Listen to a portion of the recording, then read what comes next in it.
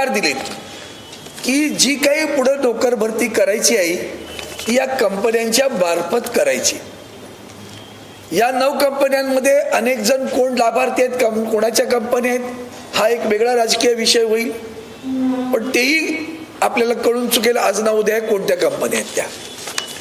आता प्रश्न असा आहे की जेव्हा तुम्ही एका बाजूला देशाचे माननीय पंतप्रधान दरवर्षी 2 कोटी नोकऱ्या देऊ असं म्हणतात, दुसऱ्या बाजूला राज्य शासनामध्ये नोकर भरती थांबलेली आहे। 2 लाख शासकीय नोकऱ्यांची वॅकन्सीज आज आहेत, रिकाम्या जागा आहेत 2 लाख। या 2 लाखा लोक बेरोजगार तरुणींना संधी दिली तर आता आपल्या राज्यामध्ये केंद्र शासनाप्रमाणे 7वा वेतन आयोग लागू आहे आणि 7व्या वेतन आयोगाच्या प्रमाणे त्यांना पगार मिळाला असता। आता यांनी काय केलं तर कंत्राटदारांना अधिकार दिले। ते अधिकार देताना त्यांनी एक त्या GR मध्ये नमूद केलं की कुशल विभागाला काय पगार दिला जाईल, आणखीन खास विशेष कुशल असेल तर काय दिलं जाईल। तर वेतनाचे आकडे दिलेले ते अशा पद्धतीचे आहेत की जर कुशल मनुष्यबळासाठी 25 ते 60 हजार वेतन, आणखीन अतिकुशल असेल तर 40,000 ते 1,20,000 पर्यंत आम्ही वेतन त्याला देऊ। पण हे देताना पुन्हा जे कंत्राटदार आहेत त्यांना 15% कमिशन दिलं जाणार आहे।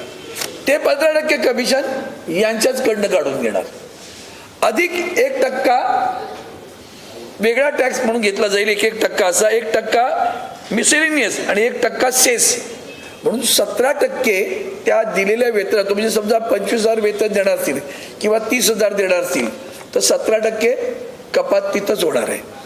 अधिक 13% कपात जी नियमानुसार आहे, जी EPF प्रायव्हेट पडण्यासाठी कपात करावी लागते, ती सगळी गेली तर त्या कर्मचाऱ्याच्या हातामध्ये फक्त 60% पगार येईल।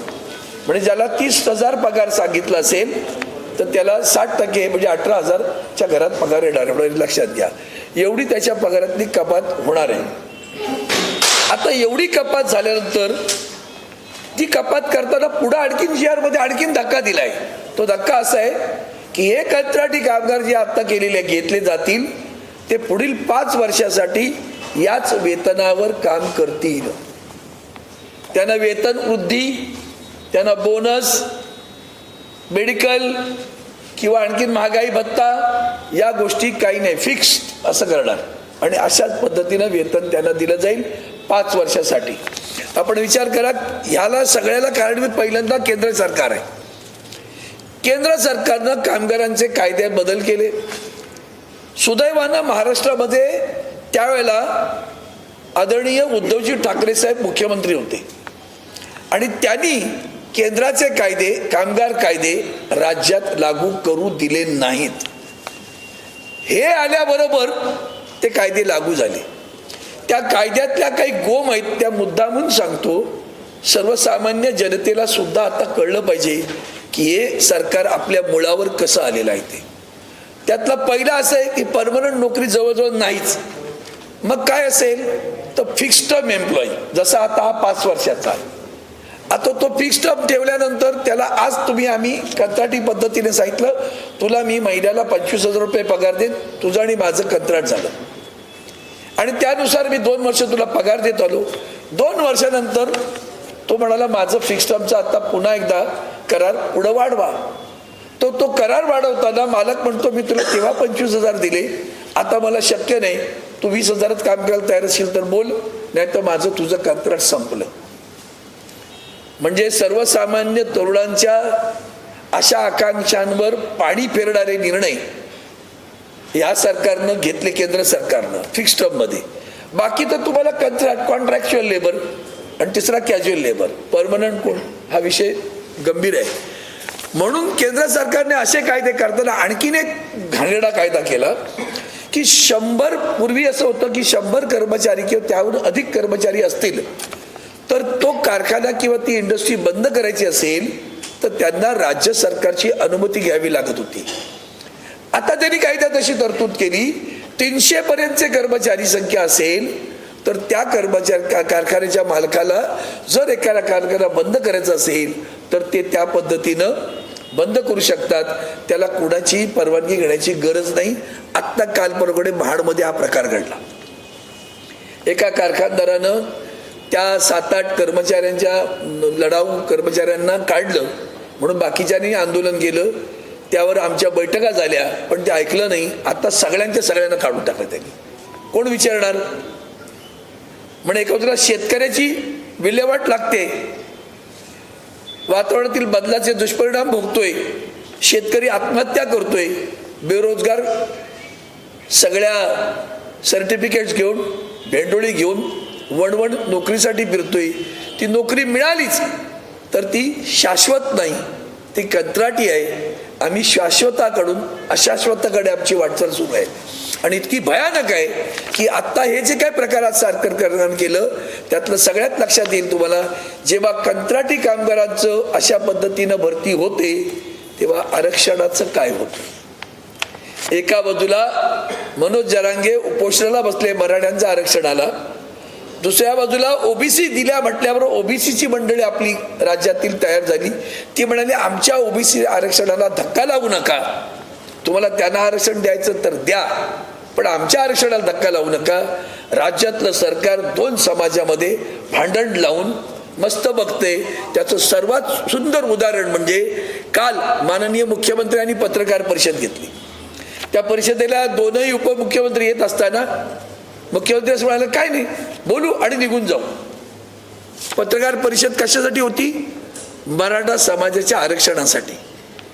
बोलून निघून जाऊ इतकं गांभीर्य या सरकारला आहे. यावरून लक्षात घ्या, मराठा समाजाने लक्षात घ्या, ओबीसी समाजाने लक्षात घ्या, देशातील केंद्राचं सरकार सुद्धा याला जबाबदार आहे. कारण त्यांनी हा पायंडा पाडला, हे कायदे केले आणि निव्वळ पाडला नाही तर सार्वजनिक उपक्रमांची गळचेपी करून सगळ्या सार्वजनिक उपक्रमांमधनं आज बँकांच्या शाखांमध्ये गेला तो ओसाड पडलेल्या शाखा दिसतात. 1-2 कर्मचारी असले तर दिसतात.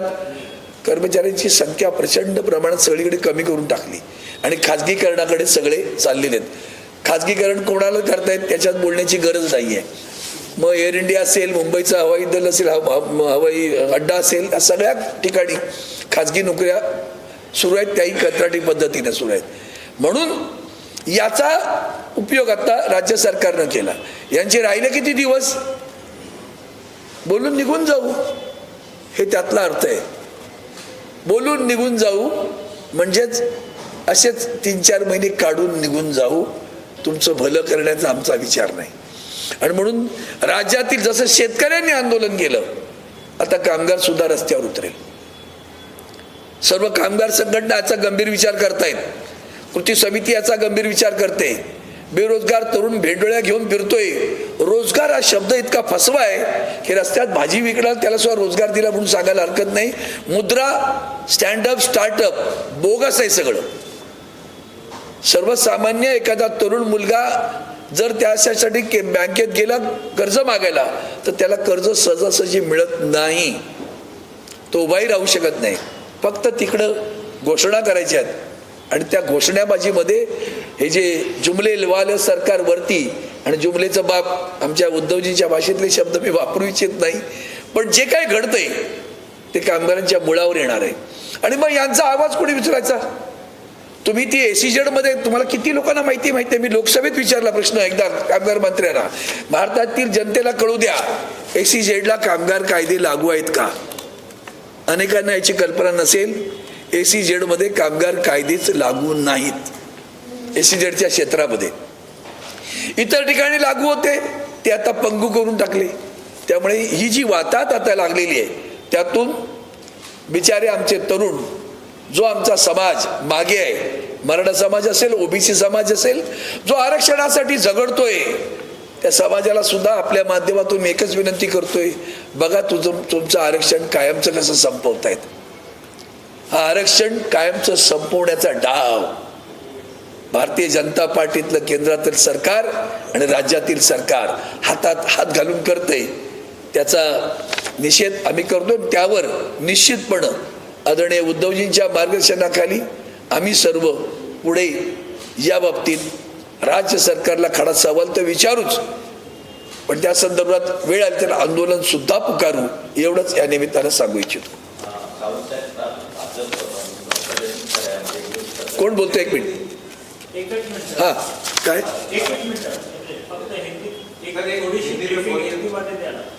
कसली हिंदी मध्ये? आप जानते हो कि आज महाराष्ट्र की सरकार ने एक जीआर प्रस्तावित किया. उस जीआर में उन्होंने यह कहा कि आगे चलकर सरकारी हो, निम्न सरकारी हो, स्वराज्य संस्थाएं हो, इस सभी संस्थाओं में अगर नौकर भर्ती करनी होगी तो वो सरकार नहीं करेगी, न कि अपना सार्वजनिक उपक्रम करेगा, न कि कोई स्वराज्य संस्था करेगी, वो करेगी एजेंसीज. एजेंसीज कौन तय करेगा? सरकार तय करेगी.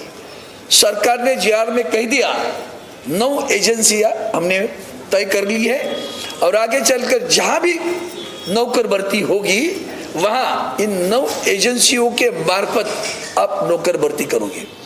आपको एक देखना होगा कि उसमें एक चीज में बोलने भूल गया उसमें कि ये जो चीजें कर रहे हैं उसमें उन्होंने ये भी कह दिया कुशल कर्मचारी होगा तो 40,000 से 1,20,000 तक, अकुशल होगा, कुशल दूसरा जो नीचे वाला होगा तो 25,000 30,000 तनख्वाह देंगे. लेकिन तनख्वाह देते समय जो एजेंसियां उनको 15% कमीशन देना है. वो कमीशन भी इनकी तनख्वाह से काटेंगे और 1% 2% है, 1% अलग अलग कारणों से कटौती होगी. तो मतलब आप जो कुछ तनख्वाह उनको देने वाले उसमें से 17% कटौती हुई और इसके बावजूद फिर आ गई प्रोविडेंट फंड की कटौती. वो सारी कटौती आप अगर जाएंगे तो 40% तनख्वाह में से कटौती होगी और 60% तनख्वाह मिलेगी. आप सोचो अगर 30,000 तनख्वाह इन्होंने घोषित की होगी तो उसके हाथ में 60% मतलब 18,000 तनख्वाह मिल जाएगी. अब 18,000 में काम करना है, वो भी कितने? 5 साल के लिए. इसमें कोई बढ़ोतरी नहीं होगी, न डीए की बढ़ोतरी होगी, न कोई बोनस मिलेगा. इसके बारे में कुछ भी जीआर में नहीं लिखा है. अगर महंगाई बढ़ेगी तो तनख्वाह बढ़ेगी क्या? नहीं, कुछ नहीं लिखा. ये सारी चीजें उन्होंने उस जीआर में लिखी है. एक फिक्स टर्म 5 वर्ष के लिए नौकरी आपको मिलेगी, 5 वर्ष इसी तनख्वाह पे आपको काम करना है, बढ़ोतरी नहीं मिलेगी. ये हमारे बेरोजगार युवकों के सारे सपने तोड़ने वाली बात है. और आप आरक्षण माता बात में तो इतना छोड़ो, इतनी जल्दबाजी क्या है. उसके पहले और बताता हूं ये क्यों हुआ. ये केंद्र की सरकार के कानून की वजह से हुआ. केंद्र की सरकार जब राज्य में हमारे आदरणीय उद्धव जी ठाकरे साहब राज्य के मुख्यमंत्री थे तो उस वक्त ये कानून केंद्र सरकार ने लाए थे, लेकिन हमारे मुख्यमंत्री जी ने, तत्कालीन मुख्यमंत्री उद्धव जी ठाकरे साहब ने इन्हें रोक लिया और महाराष्ट्र में उसका अवलंबन नहीं करने दिया. अब क्या हुआ? उन कानून में क्या प्रावधान है? उस कानून में प्रावधान है अगर पहले क्या था कि 100 कर्मचारी अगर हो तो 100 से ज्यादा हो तो अगर कारखाना बंद कर दे तो सरकार की अनुमति नहीं पड़ती थी. अब तो इन्होंने कर दिया 300 तक होगा तो भी बंद कर सकते, कोई जरूरत नहीं. फिक्स टर्म एम्प्लॉय जो अभी जैसे 5 वर्ष है, कहाँ 5 वर्ष में कुछ भी बढ़ोतरी नहीं. अब 5 वर्ष के बाद में आप पूछ लो अगर वही जाएगा आदमी तो कानून में प्रावधान क्या है? मालिक के सामने जाएगा कि साहब मेरा कॉन्ट्रैक्ट वापस रिन्यू करिए. अब कॉन्ट्रैक्ट रिन्यू करना है तो रिन्यू करने के लिए मालिक कहेगा मैंने 30 तो दिए थे, अब नहीं दे सकता, 25 में काम करते हो तो कॉन्ट्रैक्ट रिन्यू करता, नहीं तो छोड़ दो. कहाँ गया बेचारा? सपने टूट गए उसके, बाकी सब कॉन्ट्रैक्ट कैजुअल. तो हम लोग कल तक नौकरी शाश्वत थी, अशाश्वत की तरफ जा रहे. किसान उनका आंदोलन आप जानते हो, उमर रहे. अब बेरोजगारों की हालत ऐसी बुरी है और उसमें एक तरफ ये सारे कहते समय आप कॉन्ट्रैक्ट को दे रहे हो और दूसरी तरफ आरक्षण की लड़ाई चल रही है राज्य में. अब आरक्षण की लड़ाई जो चल रही है, मराठा आरक्षण की लड़ाई चल रही, ओबीसी उनके साथ उनके भी आरक्षण की बात कर रहे. मैं तो लोकसभा में धनगर और धनगढ़ इस शब्द के ऊपर बहस करता रहा. प्रार्थना करता रहा आदरणीय प्रधानमंत्री जी से कि वहां धनगर कहाँ जाता है, हमारे पास धनगर कोई नहीं होता, हमारे पास धनगर होता है, धनगरों के आरक्षण दीजिए। 10 वर्ष में आरक्षण नहीं दिया। अब मराठों का आरक्षण की बात आती है, आपने तमिलनाडु में 76% है, आप कहते हैं संविधान में 50%, हाँ है ना, करो ना वहां, क्यों यहाँ लोगों को तंग कर रहे हो। मैंने उस वक्त भी लोकसभा में भरी कहा है कि अगर भाई एक ही बार हर एक राज्य को पूछो आपके पास कौन सी जनजातियां है, पिछड़ी जनजातियां हैं, वो जनजातियों की कितनी संख्या है, उसके तत् इतना अगर है तो इनका परसेंटेज बनता है, इतनी जनसंख्या है तो इसको इतना आरक्षण दे सकते, एक बार कर लो सबका। क्यों लोगों में झगड़े लगा। अब तो लोगों में झगड़े लगाने का काम शुरू हुआ, ओबीसी वर्सेस मराठा। अब वो बेचारे झगड़ रहे हैं आरक्षण के लिए, या ये कहते हमने कॉन्ट्रैक्ट लेबर पे आपको अपॉइंटमेंट करेंगे, हमने जीआर निकाला है, आगे चलकर नौकरियां आपको कॉन्ट्रैक्ट से करीब मिलने वाली है, क्या होगा आपका आरक्षण।